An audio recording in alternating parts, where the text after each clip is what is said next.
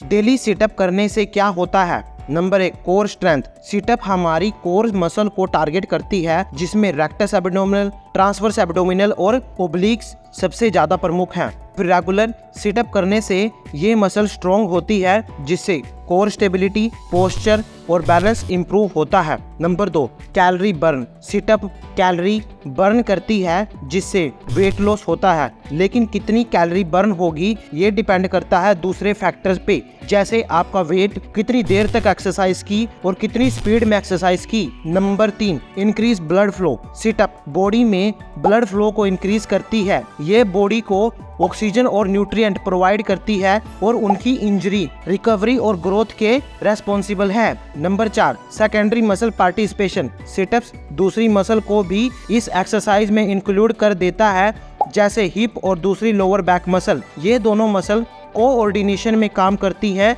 आपकी एब्डोमिनल के साथ। Number 5, convenience. सिटअप को आप कभी भी कहीं भी कर सकते हो। इसमें आपको किसी भी इंस्ट्रूमेंट की जरूरत नहीं होती है, फिर चाहे आप घर पे हो या फिर किसी पार्क में। तो अगर आपको ये वीडियो इन्फॉर्मेटिव लगी हो तो ये दोनों वीडियो भी आपको इन्फॉर्मेटिव लगेगी, चेकआउट जरूर करें।